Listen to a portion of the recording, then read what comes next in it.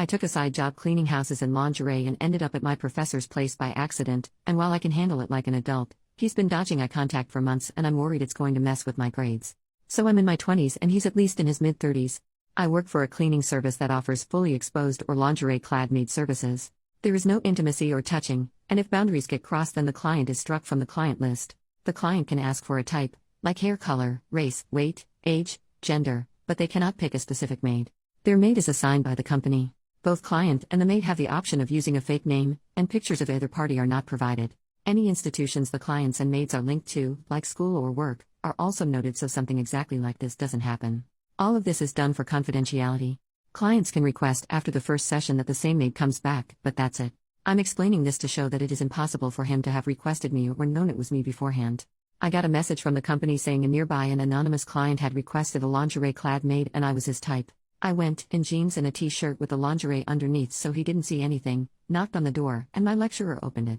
I realized what had happened and said that the agency typically filters these things out. Clearly there was an error, and I can stay and be professional or I can get him another maid, but whichever he chooses, we should both just forget this. He asked for another maid, so I called the office, explained, and left. The office says due to computer and human error, no one clocked in that we are linked with the same school. I had to go into school a few days ago along with some classmates and we ran into him. He was awkward, uncomfortable, wouldn't look me in the eye, and refused to even directly address me. We ran into him again later that day and it was the same, if not worse that time. We also had some classes at the end of last academic year, after the mix-up where I ended up at his place, and I was similarly ignored, though I attributed this at the time to the online format of the classes. This would just be one of those things, except I have classes with him all next year, as well as private meetings with him to discuss my studies.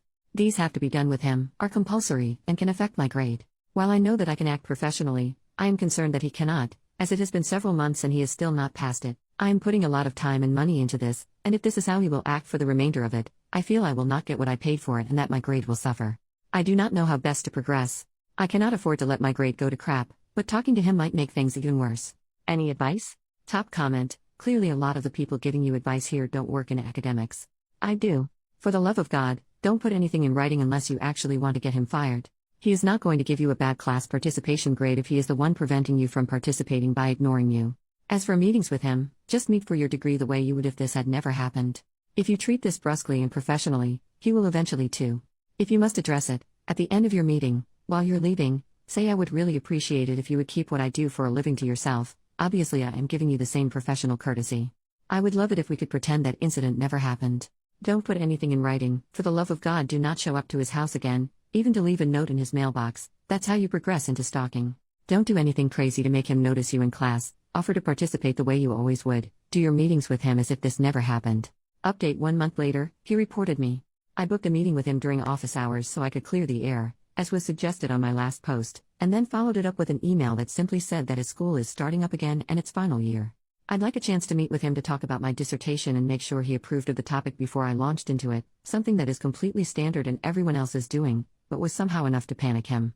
The maid service I work for also offers completely clothed maids, so from what I can gather he's gone to the uni saying he paid for a fully clothed maid and only went through this service because of their extensive vetting, but when I showed up I offered to do it without clothes on in exchange for extra help on my dissertation. He said no. Obviously this is bull crap, and I got the recording of the phone call I had with work and gave it to the uni, which was enough to stop the investigation, but I couldn't get his payment records to prove he paid for lingerie due to the anonymous payment system, and any more than that would require a legal case, which I can't afford. And even if I did manage to stay here, I'd still have to be in his classes as they are mandatory, but at the same time my uni have basically said that they can't put me in his classes after this because I have essentially been accused of intimately harassing him. He must have reported me the second I sent in my meeting request, because I got the email from the person dealing with this literally less than a week later.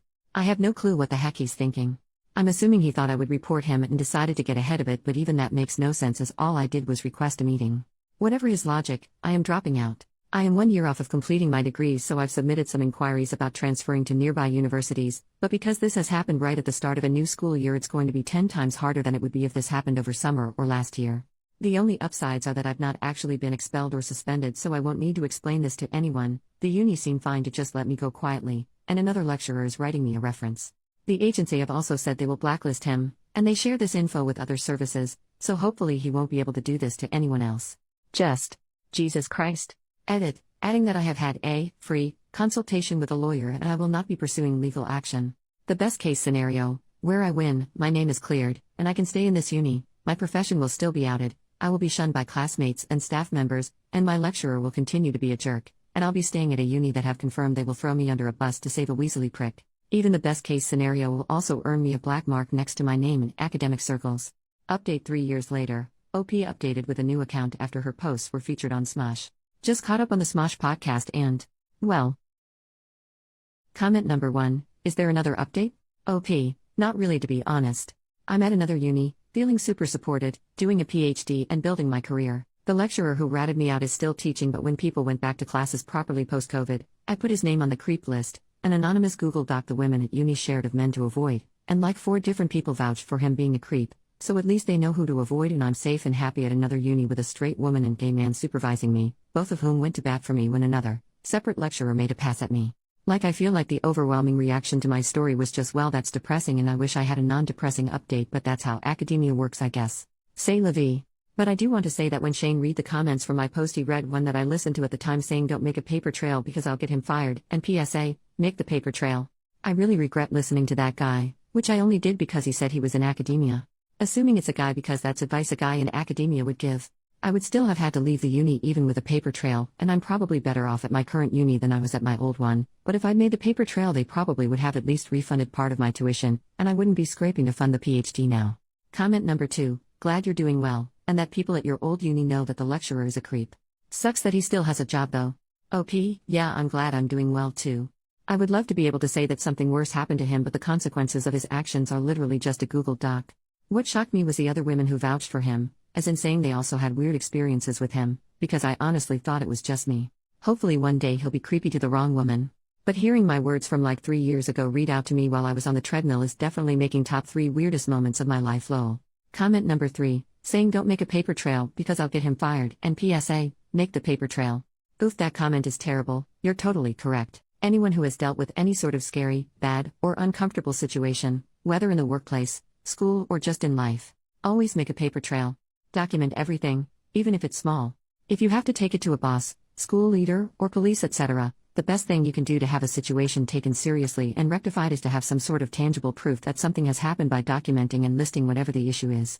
Even if it's verbal comments that you don't have audio proof or witnesses for, you have more luck being helped if you have made notes of those comments over time, than if you just go in saying so and so said this. Glad you're in a better place now.